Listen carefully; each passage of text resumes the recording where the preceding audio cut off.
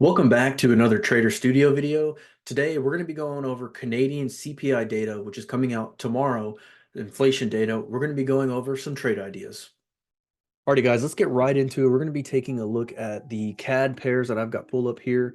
So tomorrow, I'm going to be pretty much mainly focused on CAD USD, as you can see here on a 30-minute time frame. So inflation data is very easy to trade if the data comes out in our favor. It just has to obviously come out in our favor. So if inflation data comes out higher, if Canada says that they have had higher inflation, on CAD USD, I'm going to be looking for strength. I'm going to be looking for buys. So higher inflation means buys. If it comes in lower, then I'm going to be looking for sells on CAD USD.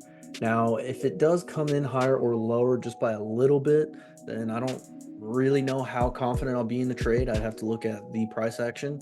But if it's a big surprise either way, then I'm very confident in taking the buys or the sells. Either way, I can see right here that we're currently sitting at this support right now on CAD USD.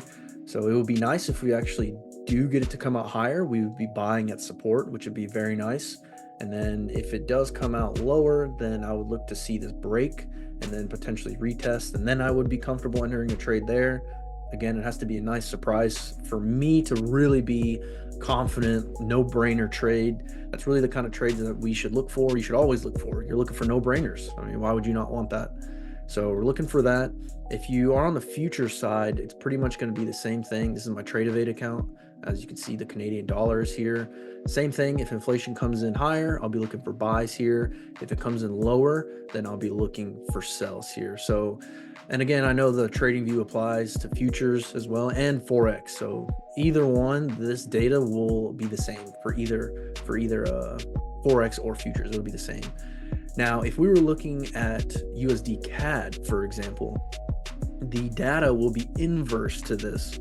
So what that means, since the Canadian dollar is the second pair in USD Canadian dollar, we are going to be looking for inverse. So if inflation comes in higher, we're going to be looking for sells on USD CAD if you plan on trading this.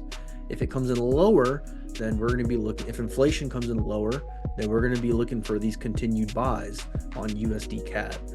So again, I'm really looking for it to be a big surprise. That's where I would have the most confidence in the trade.